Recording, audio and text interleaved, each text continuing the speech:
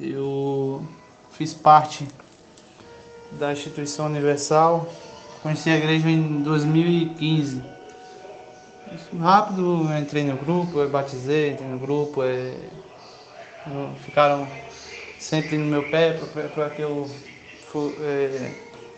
entrasse na aula de obreiro, então fui consagrado colaborador. Com 1 ano e 4 meses fiquei como obreiro, fui consagrado obreiro. Mas assim, logo quando eu entrei na igreja foi tudo muito novo e de cara assim foi meio assustador essa questão de sempre eles estarem voltado para a questão financeira, valorização do dinheiro, sempre campanha em cima da outra, propósito em cima do outro. Isso me chamava muita atenção assim pelo lado negativo, né? Pô, será que Deus realmente pediu para as pessoas fazerem isso? Mas deixando passar o tempo, nunca questionei. Mas aí quando a gente entra para ser obreiro, a gente já tem um pouco mais de acesso aos bastidores, né? Não tanto, mas algumas partes. A gente vê o interesse dos pastores, querer que a gente traga pessoas direto, sempre pessoas novas, querer sempre que a pessoa leve alguém com o intuito de quê? De apenas extrair os bens que aquela pessoa tem, dinheiro. Sinceramente, eu nunca consegui enxergar como eles falavam que a gente enxergava com bons olhos. No caso, eles falavam que a gente estava olhando com maus olhos, mas eu nunca consegui enxergar a sinceridade na pessoa deles de que realmente ganhar alma, apenas o intuito financeiro. Lembro que em reuniões, uma reunião mesmo de manhã, no período político, teve um obreiro que tinha 25 anos de obra. O pastor tirou ele apenas porque ele não queria apoiar, não queria votar no candidato da igreja. E o pastor removeu ele. Nesse dia foi uma discussão e quase que outros 2 obreiros iam sair. Nesse dia também o pastor falou que ia me tirar porque eu ficava cochilando na reunião, só que ele não via que eu sempre acordei muito cedo para trabalhar, eu sempre acordei, hoje não é diferente, acordo cedo para trabalhar. E ele ameaçou me tirar e eu ali fiquei calado. Mas um dia de manhã, às 5 horas da manhã, ele me viu passando para o trabalho. Quando ele viu, ele morava perto de onde eu passava para o trabalho, ele viu. Depois ele viu que o fato de eu estar cansado não era porque eu dormia tarde, porque queria alguma coisa do tipo. Ele viu que eu trabalhava. E é muito cômodo para ele, né? Poder acordar cedo de manhã, fazer uma caminhada, não ter trabalho braçal, que ele não tem. Diferente de mim, que trabalho um trabalho um pouco braçal. E observando isso, eu fiquei vendo, poxa, os caras ficam não trabalham, não se sujam, não tem esforço físico, a gente que tem que estar correndo atrás para as coisas para eles, porque eles não fazem nada, se é para evangelizar.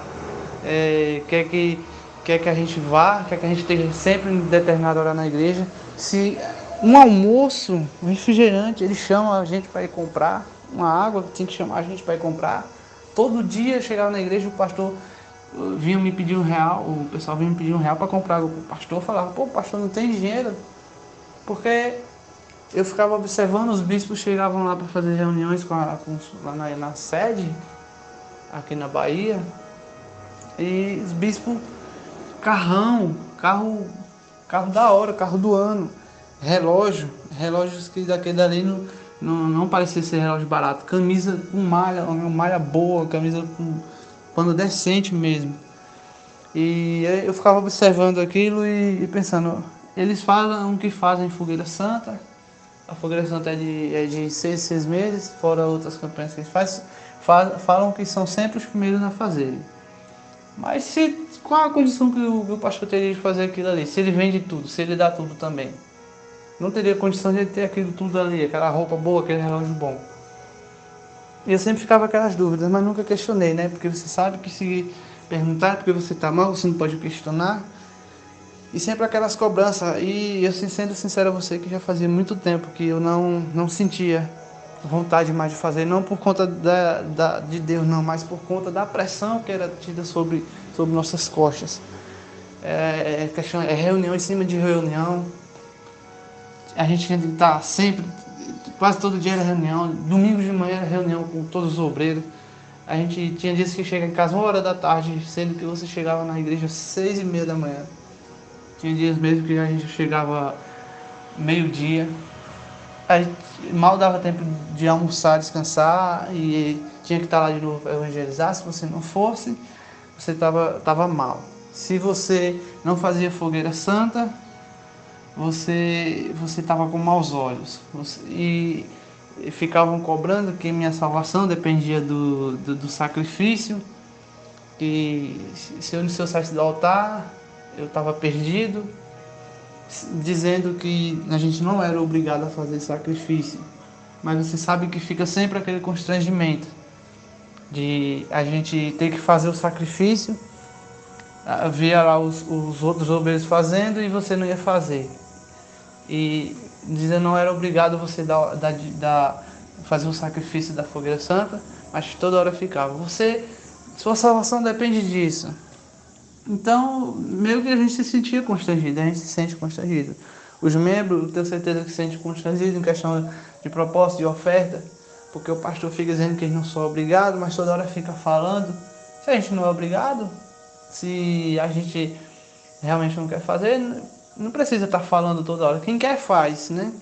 E eu fiz algumas fogueiras santas e vou te falar a verdade. Quando eu vim morar na Bahia, eu sempre guardava um trocado e eu comecei a juntar um dinheiro. Tinha um dinheiro guardado, foi a primeira fogueira santa que eu dei. E de lá, dessa época de 2015 até hoje, sendo sincero, você não consegui mais guardar dinheiro nenhum na minha conta. É tanto que eu tinha uma parcela de seguro-desemprego que eu fui receber. A última parcela que eu tinha para receber, embargaram. Não consegui receber essa parcela. E eu nunca mais consegui guardar dinheiro na minha conta. Hoje, graças a Deus, tenho um comércio. Tenho pedido a Deus para que Deus venha abençoar, para que eu possa restituir todos aqueles valores que eu dei, com o intuito de que fosse para abençoar a minha vida, que se eu não fosse fazer, o diabo ia me pegar. Mas graças a Deus estou aqui. E outro ressalvo é que quando chegava a época de fogueira santa, né, eles ficavam loucos, atentos que os obreiros tivessem cuidado com a internet para não estar vendo vídeo que Alfredo era endemoniado, que Natan era endemoniado e muitos outros aí. Não, fazendo de tudo que se a gente visse esses vídeos, a gente estava mal. A gente estava com maus olhos. E se pegasse a gente vendo, até ia ter punição, né? Por quê? Porque eles sabiam que se as pessoas chegassem a ver esses vídeos, as pessoas iam regredir, não iam mais querer fazer esse propósito. Quem dera todos tivessem visto antes esse vídeo, porque vou te falar que depois que eu vi, esse vídeo me deu uma grande revolta. Na verdade, palhaço, eu estava no YouTube e eu sempre hesitei muito em ver esses vídeos, né? Eles ficavam falando que não era que isso era uma armadilha do diabo e do nada apareceu um vídeo no celular e quando eu abri, eu falei, eu vou assistir esse vídeo. Então assisti, eu não lembro qual foi, mas falava da Universal alguma coisa, foi um dos primeiros vídeos que você postou, né? E você sempre falando que já postava esses vídeos antes de sair da obra. E eu vi muita sinceridade no que você falava. Então comecei a ver e depois eu vi outros do Alfredo, do Natan. E realmente é tudo o que você fala acontece, porque essa questão psicológica que eles põem na gente, o medo de que a gente não pode sair, claro que eles não querem que a gente saia. Porque se a gente deixa de sair, vai faltar pessoas para trazer outras pessoas para que eles possam iludir, para que eles possam coagir elas a dar dinheiro, a dar oferta, a fazer propósito. Sendo que nada desses propósitos funciona. Porque se funcionasse, hoje eu seria um milionário. Hoje eu estaria com um casamento que eu tinha de quase 4 anos, estaria com ele. Eu me separei há pouco tempo. Eu estaria casado hoje. Claro que vai do cuidado de cada um com o outro. Mas se a Fogueira Santa, eles falam que é para abençoar a vida da gente, então a gente faria uma vez e seria abençoado. E cada vez ele crescer mais. E graças a Deus eu me libertei disso. Não quero mais ir, não tenho desejo nenhum. Graças a Deus não me afastei de Deus. Apenas saí da instituição e não quero mais voltar para lá. E você que é algum membro, algum obreiro, alguém que está ouvindo esse áudio, que vai ouvir pelo canal do Palhaço Cristão, que tem aberto os olhos de muitas pessoas aí, não tenha medo não. É como ele falou, Deus ele vai estar com você onde você estiver. Se você for temente a Ele, obediente a Ele, onde você estiver, Deus vai estar com você. Tá bom? Então mais ou menos aí, eu perdoe eu ter esquecido algumas coisas, mas é isso, para não estender muito, para ficar legal do pessoal ouvir aí. Eu fui obreiro, moro aqui na Bahia, meu nome não precisa saber, pode deixar essa voz aí mesmo. Que Deus abençoe você que está ouvindo esse áudio aí. E peça para que Deus venha restabelecer tudo que você perdeu, caso você também passou por situações parecidas que eu passei. Então, Deus ele vai abençoar, tenho certeza disso. Tenho certeza disso. Palhaço Cristão, muito obrigado por ouvir meu relato. Deus abençoe e continue aí na fé. Nós estamos juntos. Deus abençoe.